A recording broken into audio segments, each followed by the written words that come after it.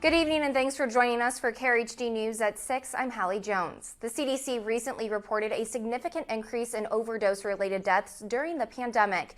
Krhd reporter Rebecca Fiedler speaks with a rehabilitation clinical director who is sharing his observations of addiction rates here in the Brazos Valley. The CDC keeps track of overdose deaths reported and predicted for each state.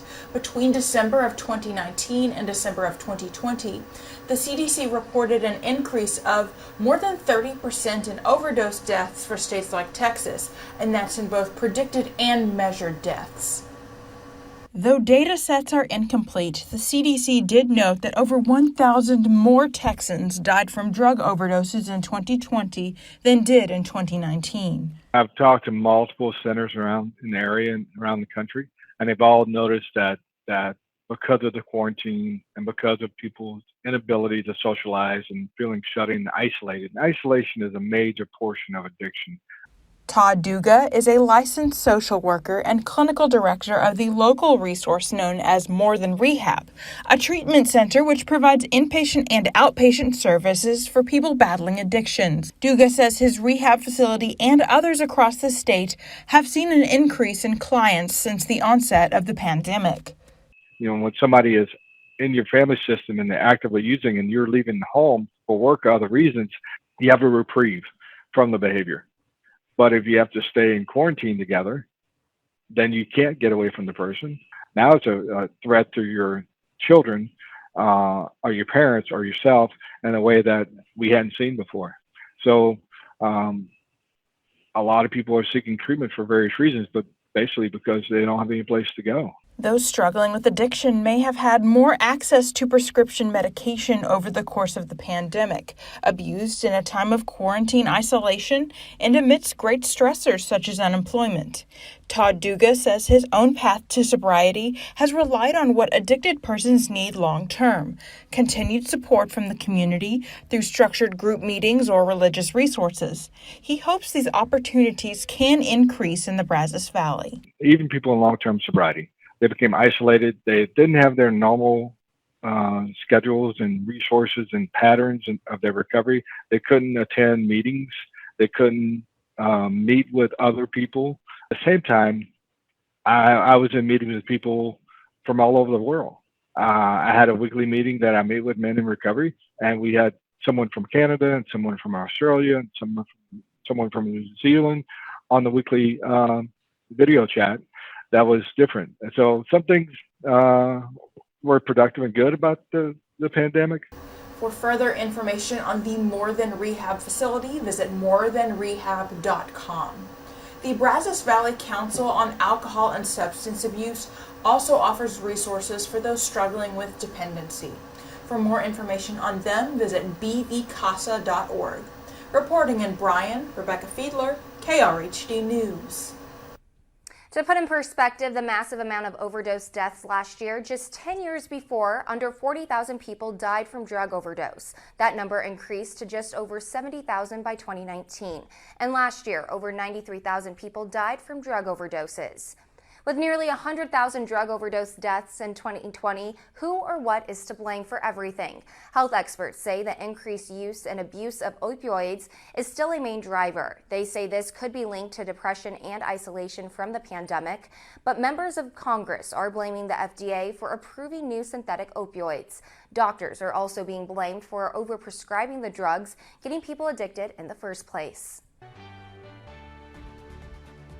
With the 2021 Olympic Games less than 2 weeks away, Tokyo is reporting almost 1,150 confirmed cases of COVID-19.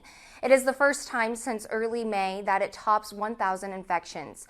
Tokyo has been facing a surge in cases, which led the Olympic Committee to ban the public from attending sporting events. A state of emergency is in place in Tokyo through August 22nd. And despite COVID concerns, First Lady Jill Biden will travel to Japan next week. The White House is confirming she will attend the 2021 Olympic Summer Games opening ceremony next week. This after the White House said last week it was assessing the feasibility of her attendance. The Defense Department says roughly 70% of U.S. military has at least one dose of the coronavirus vaccine. Pentagon spokesman John Kirby says while the figure is encouraging, there is more work to do. He said the military is still committed to encouraging troops to get vaccinated to, quote, the maximum degree. The U.S. Supreme Court won't take up a bid to overturn the public travel mask mandate. A man in Florida challenged the Biden administration's order. Lucas Wall says his anxiety disorder prevents him from wearing a mask, so he hasn't been able to fly. Justice Clarence Thomas oversees potential cases out of appeals courts in Florida. He's denying the request for the High Court to take up the case.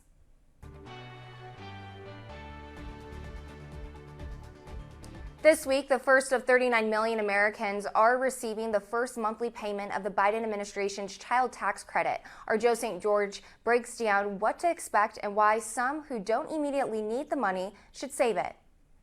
The child tax credit usually comes as one lump sum starting Thursday. Half of it will be distributed in monthly installments. It's meant to help parents offset the high costs of raising a child, like paying for childcare or perhaps an education-related expense. For lower-income families, it's meant to help put food on the table. If your child's under the age of 6, expect around $300 per qualifying child each month. If your child's between the ages of 6 and 17, expect around $250 per child. Benefits phase out for couples making more than $150,000 combined. Parents, you can count on this monthly money through the rest of the year. It will be deposited into your bank accounts on the 15th of every month through December, with the exception of August. It'll come on August 13th since the 15th falls on the weekend. And for the moment, it remains just a perk for 2021, although some lawmakers here on Capitol Hill want to make it permanent. Financial experts caution, however, some parents should save the money if they don't necessarily need it. And here's why. Let's say you typically owe the IRS $5,000 in taxes each year. The 2021 tax credit is worth on average $3,000 per child, which means if you have one child, your check to the IRS would be for $2,000, assuming there are no other credits or deductions. But remember, half of that child tax credit is now being distributed ahead of time, which means next year you'll owe $3,500 to the IRS instead of $2,000, since you will have already been given that money. If you saved it, writing that check will be easy. If you haven't, well, for many, the tax bill will be a bit more of a challenge. If you aren't confident in your ability to save, the IRS is allowing families each month the opportunity to opt out of the monthly payments, giving you the money to use next year when you file your taxes instead. Some parents are doing that because they prefer one large check to 6 smaller checks. As for whether or not these monthly installments are here to stay, we'll find out in the coming weeks. Democrats on Capitol Hill are trying to make the monthly payments a permanent benefit for parents and include it in the upcoming infrastructure or spending bill. In Washington, I'm Joe St. George. State health officials say the death toll from February's winter storm is now at 210. The storms wreaked havoc across the state, causing widespread power outages. Deaths occurred from February 11th to March 5th. Most died from hypothermia. Health officials say the numbers could change as they gather more information. A new report from UT researchers says that some companies were paid to cut off power during those storms. The report found 67 sites were allowed to sign up for a voluntary emergency response program coordinated by ERCOT. The companies got money from ERCOT, and in exchange, they gave the grid permission to cut off their power when demand exceeds supply. Researchers found that there's an annual $50 million cap on payments to incentivize companies to participate. The City of College Station proposed their annual budget. This year's proposal has a 13% increase. And one thing residents are relieved about is not having an increase on utility rates after the winter storms. Due to the ERCOT mishap during the winter storm, the City of College Station faced a hefty bill. But with this proposal, they hope to save residents from any more hardship. The city utilized reserve funds to cover costs and relieve residents. It's one disaster on top of another, and everybody in the community, we live here too, and everybody in the community is already having to deal with so much. The City of College Station had to pay over $45 million for power overcharges. Millions of Americans have financially struggled, so residents were happy to hear they won't have more bills. That'll help me a lot, honestly. I think that at this point I couldn't take any more of a raise of utilities, or I couldn't take a raise of anything more. So I think that'll end up helping my situation of trying to move forward and find a new job. The $350 million proposed budget plan will go towards infrastructure, public safety, and recovering from financial setbacks due to the pandemic and the winter storm.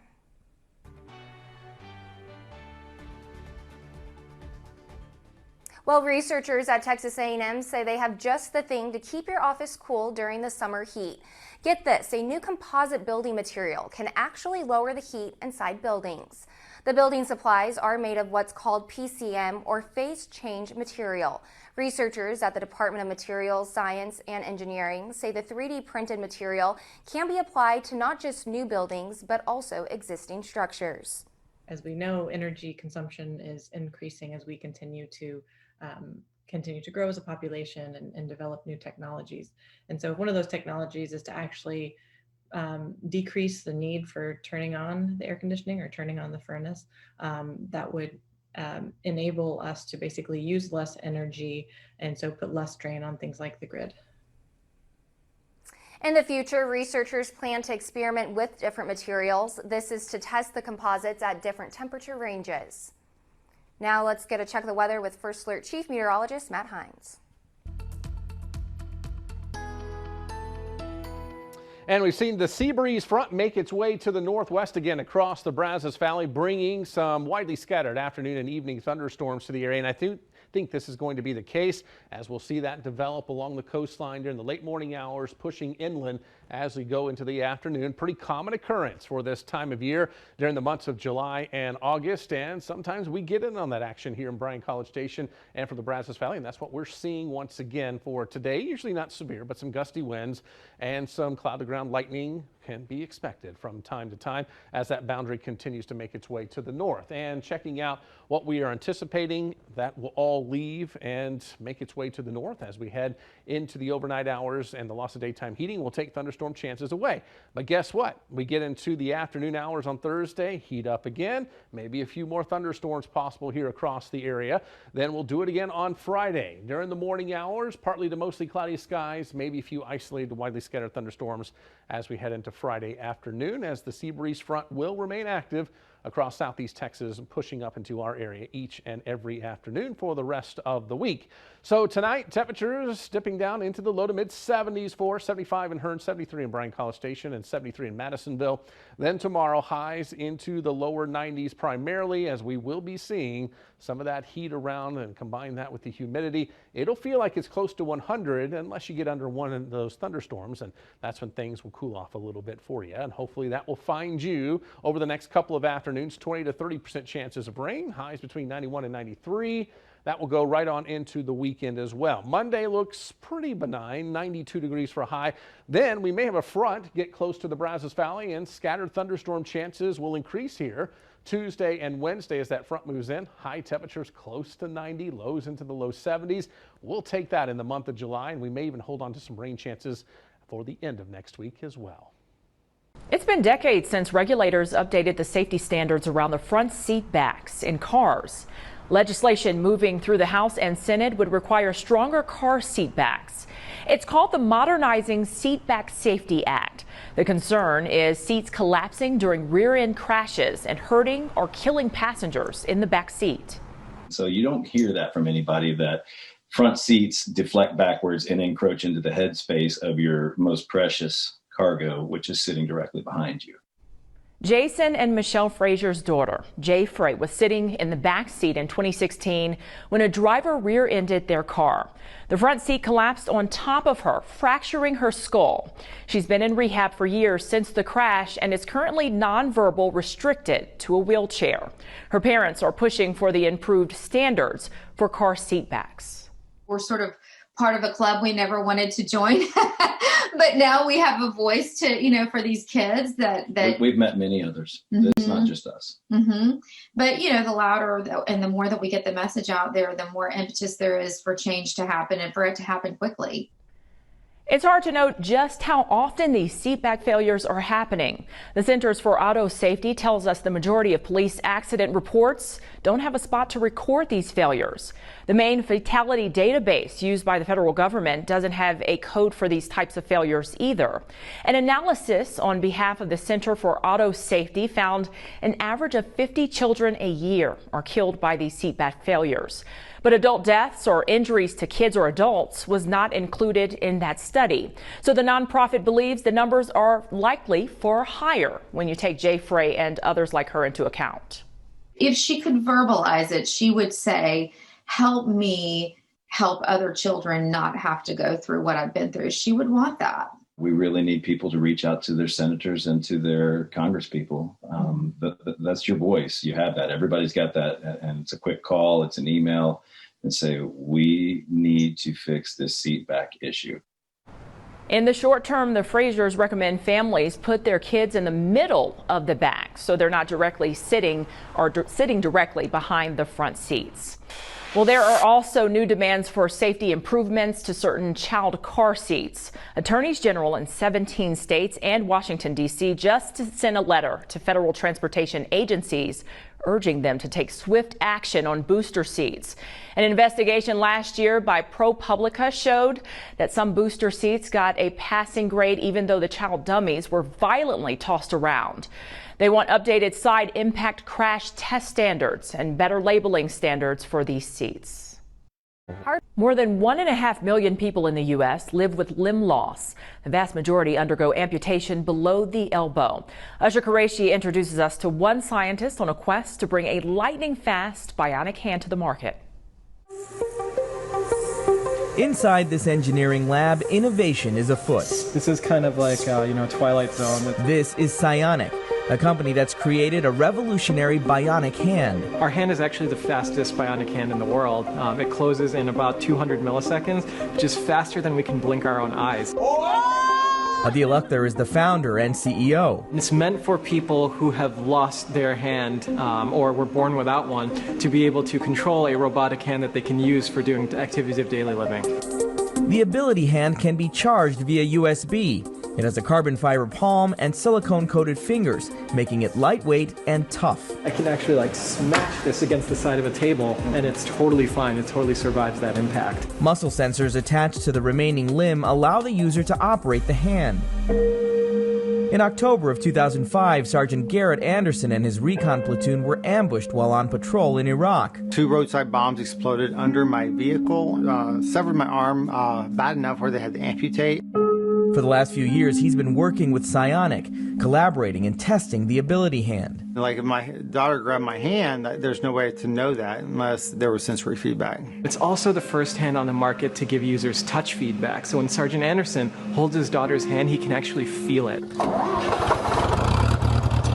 For Cody Conradi, who lost his arm in a farming accident 2 years ago, getting back to work has been challenging. It allows me to drive and run the hydraulics with my good hand at the same time. Otherwise, I'd be fumbling back and forth between steering and running the hydraulics on my hands.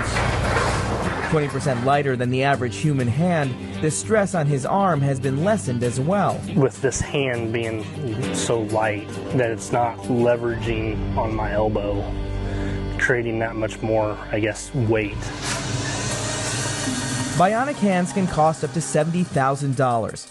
Aside from Veterans Affairs benefits and workers' comp insurance, coverage can vary. Akhtar says by keeping their costs down and securing Medicare coverage of the Ability Hand, they can expand access to 75% of the population that needs it. A lot of the technology that we use for doing the motor control in the hand is directly applicable to knees and ankles and elbows as well. So we're already looking into designs for an Ability leg and an Ability elbow as well. Following a 1.5-year soft launch in the Midwest, Psionic expects to release the Ability Hand nationwide in the coming months. Reporting from Champaign, Illinois, I'm Usher Qureshi. Pretty cool. Thanks for that, Usher. A lot of older workers want to keep at least a partly remote work schedule, but many recent college grads are worried about what they'll be missing, how remote work could impact promotion opportunities. Travel has picked back up, but the industry is struggling to keep up. The American Hotel and Lodging Association is launching a new ad campaign to fill more than 100,000 open positions. Many hotels are offering paid time off, health care benefits, and retirement savings. The industry is also focusing more on professional development and education, pointing out half of hotel general managers starting out in an entry-level position. You can find openings at hotelsarehiring.com. Well, parts of the entertainment industry are making a strong comeback. In Georgia, home to several major movie production studios, they can barely keep up. In fact, because of increased demand for streaming content, they're looking to expand. The Motion Picture Association of America made a commitment to spend $2 billion in Georgia over the next 18 months and hire more than 17,000 Georgia small businesses. Well, farms that have been growing citrus for years are turning to a new crop. Unfortunately, with the greening and the other viruses, the production of citrus has dramatically dropped. The potential they see in growing hemp instead. Members of Texas A&M Task Force 1 bear the weight of helping people during some of their most vulnerable moments. But as Krhd News reporter Rachel Espaillat shows us, the experience comes with invaluable returns. Texas A&M Task Force 1 assisted in the response to 9/11. It was Travis Maher's first deployment as a member of the Texas A&M Task Force 1. In his 20 years with the FEMA team, he's helped people through natural disasters, gaining lifelong bonds and a career boost along the way. It is worth the time commitment if you can commit to it, and it is worth the experiences because you will operate at a tempo that most people don't quite understand, and you will develop relationships, in-depth relationships. The director says there are a variety of roles available, everything from administrative to... The application period closes on September 1st. One of the requirements, though, is that you live within a 3-hour driving distance from College Station. In College Station, Rachel Espaillat, KRHD News. Researchers at Texas A&M University are working to reduce the sounds of commercial airplanes during landing. They're using a shape memory alloy that is inserted into the wings of the plane. Researchers say aircraft noise is actually an ongoing public health issue. While landing, airplanes can generate up to 80 decibels, which can lead to damaged hearing and can ultimately result in disturbed sleep and heart issues. But one Texas A&M professor says that's not the only driving factor. Economically, right, what that turns into is regulations, and regulations determine what kind of planes Boeing can sell to American Airlines, for example. What kind of planes the airlines can buy, whether they get fined if they go over noise limits. So there's actually an economic driver too, because of the regulation to protect the people that live near airports. The next step for the study is to validate their current results of their simulations with experiments on scaled-down models of aircraft wings. McDonald's franchises are trying to attract customers by offering new benefits. Restaurants plan to offer emergency child care, paid time off, as well as helping pay for tuition and higher pay. Entry-level positions will be able to make up $17 an hour, and management jobs up to $20 an hour. This will be based on the location of the restaurant. And you may want to check your bank account today. The IRS just started sending out refunds to people who overpaid taxes on unemployment insurance benefits. This affects people who received unemployment in 2020 and filed their tax returns before mid-March of this year. The IRS started sending out refunds today via direct deposit, with paper checks going out on Friday.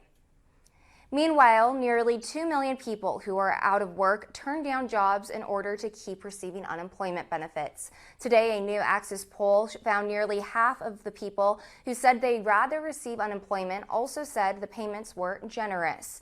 Researchers say that once benefits end in September, many won't rush back into the workforce due to other factors at play. Game 4 of the NBA Finals is tonight. With more, we're joined by WTAW's Zach Taylor. Here's your 25 Sports Update with WTAW's Zach Taylor. Hey KRHD viewers, Texas A&M defensive lineman Marvin Leal and offensive lineman Kenyon Green will be representing the Aggies at SEC Media Days next week in Hoover, Alabama. The guys, along with head coach Jimbo Fisher, will take center stage on Wednesday. Now, the Big 12 Media Days kicked off today at AT&T Stadium in Arlington. Speaking were Big 12 Commissioner Bob Bowlesby, along with players and coaches from Iowa State, TCU, West Virginia, Kansas State, and Oklahoma. Tomorrow, Baylor, Kansas, Texas Tech, Oklahoma State, and Texas will take center stage. Texas A&M track and field's Tyra Gittens and Athang Moe have been named finalists for the Bowerman Award, given annually to the nation's top male and female collegiate athletes. Vladimir Guerrero smacked a home run and drove in two to lead the American League past the National League last night, 5-2 in the MLB All-Star Game. For his efforts, Guerrero was named Game MVP, becoming the youngest ever at age 22. And Game 4 of the NBA Finals is tonight in Milwaukee. The hometown Bucks are looking to even things up after beating the Suns in Game 3. Tip-off is at 8. From the WTAW Sports Studio, I'm Zach Taylor. McDonald's franchises are planning to offer better benefits to draw in workers. On the list is emergency child care, paid time off, help with covering tuition cost, and higher pay. Entry-level positions will be able to make up to $17 an hour, and management jobs up to $20 an hour. This will be based on the location of the restaurant. Meanwhile, many fast food chains are being scrutinized for serving beef with antibiotics inside. The annual chain reaction scoreboard posted by U.S. PERG shows McDonald's made no progress last year in stopping suppliers from using antibiotics. The world's largest beef buyer maintains a C for its grade on this. A dozen other popular food chains received an F, including Starbucks, Burger King, Domino's, and Pizza Hut. Chipotle and Panera were the only restaurants to get an A. Well, until recently, farmers who wanted to grow hemp in the U.S. faced a lot of hurdles. That changed when a federal law passed back in 2018, loosening restrictions. Now, as Maya Rodriguez shows us, hemp production is increasing in some places you may not expect.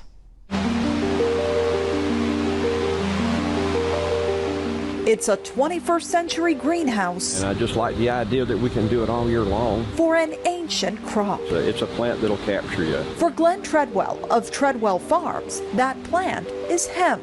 His family has been farming in Florida for more than a century. But hemp, it's one of the harder plants to grow, is a more recent addition. You just have to have the right processes, and that's what we had to learn, and people taught us, and we're trying to teach other people is the right way to handle it. Jamie Treadwell is Glenn's daughter and the next generation of Treadwell farmers. We have over 50 acres in production. We grow at the times of the year when other parts of the country can't. After bursting onto the farming scene around the country several years ago, hemp production declined. But that's expected to change, with the U.S. market for hemp projected to triple by 2027, with Colorado, Arizona, California, Kentucky, Michigan, New York, and Florida among the top 10 hemp-growing states. And in Florida, where citrus is king, state agriculture officials say within the next 4 years, hemp farming is expected to grow to half the size of the state's citrus acreage. So we've been known for growing citrus all these years.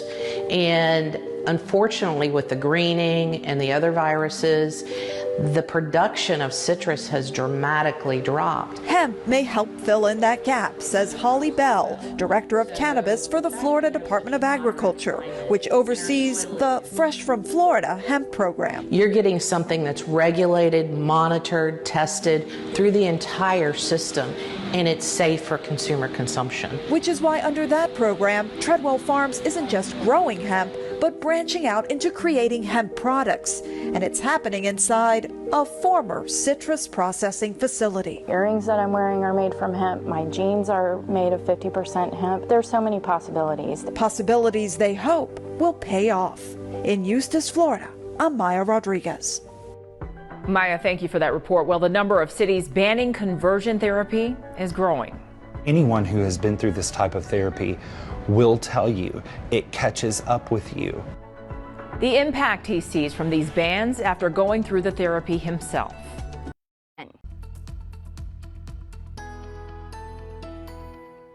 And we are looking at a few isolated thunderstorms continuing to creep their way to the north. But as we make our way into the overnight hours tonight and into tomorrow morning, loss of daytime heating, any showers and thunderstorms go away here. So partly to mostly cloudy skies for us. By Thursday afternoon, we will see isolated to widely scattered thunderstorms once again. And guess what? We'll probably do it again on Friday. Partly to mostly cloudy skies in the morning. Isolated thunderstorms possible as we head into the afternoon as the sea breeze front across southeast Texas that comes off the Gulf of Mexico will work its way inland and toward us pretty much each and every day as we make our way through the next few days. So let's check out what we are expecting tonight. Temperatures into the low to mid 70s for us, 73 to 75, looking pretty popular out there.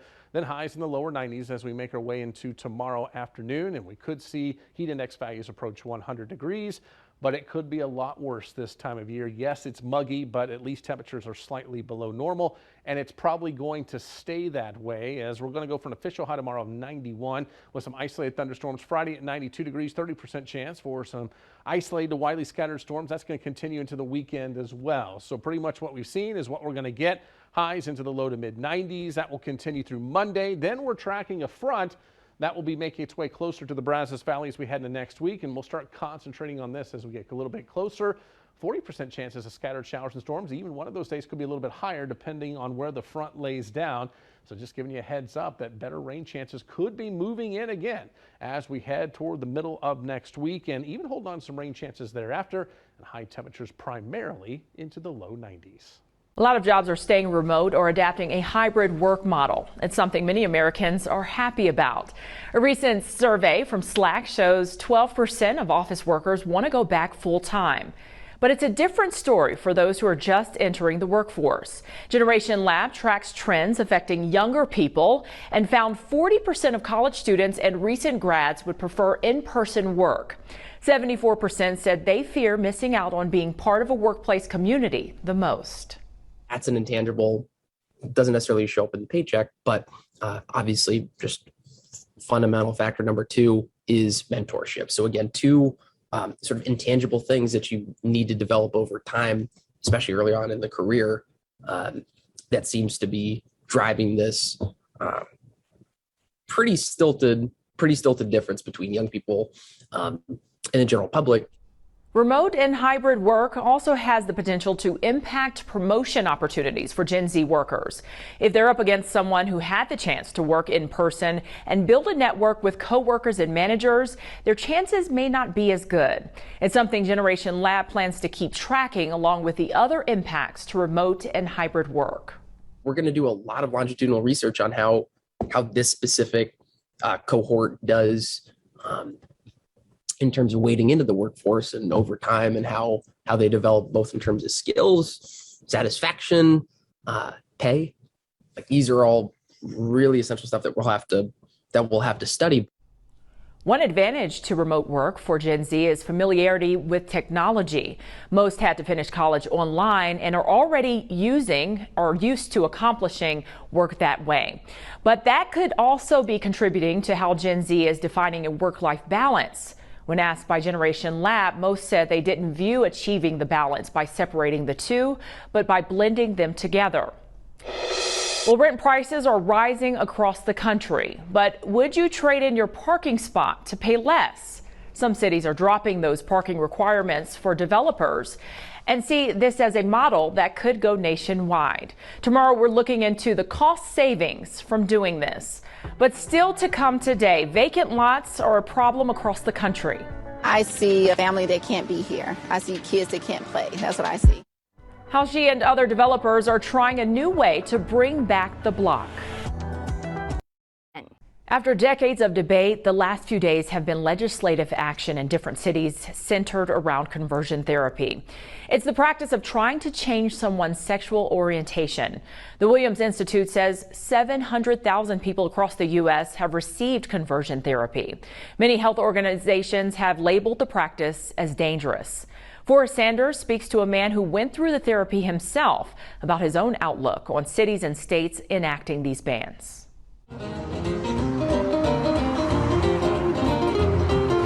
Growing up just outside Memphis, Tennessee, there are so many grand memories of home for Brian Sullivan. It's the home of the blues, the birthplace of rock and roll. So much happened in the civil rights movement there. I love that I'm from there. But along with all the good Brian carries with him from home, there are dark days he carries too. while studying to be a missionary at a college here in East Memphis. Some students encouraged Brian to take part in conversion therapy, a practice of trying to change a gay client's sexual orientation. I had wrestled with my sexuality my entire life. I thought maybe I can have a family and a wife and be accepted by God. I was desperate to be healed of what I saw as an affliction. Brian began taking one-on-one conversion therapy with the ex-gay ministry Love in Action, which also ran conversion therapy group programs in a camp at a building across the city. What you're taught is because of instances in your childhood, that's what was causing you to reach out for the love of another man. It's all a system of self-hatred. The onus is on you for any thought that pops into your head. It's constant turmoil. They did not understand how dangerous what they were doing was.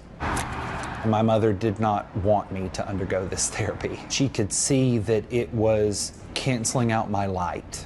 As a survivor of a suicide attempt, there's a better way to live. Many health organizations have strongly condemned conversion therapy, including the American Psychological Association. This has led to action being taken on the legislative level in several states. Conversion therapy for minors is banned in 20 states and Washington, D.C. Another 4 states and Puerto Rico have partial bans on conversion therapy. So what does a partial ban mean? In the case of Michigan and Wisconsin, for example, governors of both states have just signed executive orders to stop state or federal funds from going to conversion therapy for minors. Bans enacted in the last few weeks include Lexington, Kentucky, Sun Prairie, Wisconsin, Norman, Oklahoma, and Columbia, South Carolina. But in the case of Columbia, a bill has just been introduced in the South Carolina Senate called the Medical Ethics and Diversity Act, with the sponsors saying the banning of conversion therapy is unconstitutional and an overreach by cities. Meanwhile, in Alabama, Georgia, and Florida, a federal appeals court ruling prevents enforcement of any conversion therapy bans. Anyone who has been through this type of therapy will tell you it catches up with you. In the years after leaving Love in Action's conversion therapy, Brian says he found refuge in a little place that leaps out with its purple paint. This is the Lipstick Lounge. When I came to Nashville, I remember thinking there were so many other people like me. It's not just a lesbian bar, it's an everybody bar. This is a very loving place for me.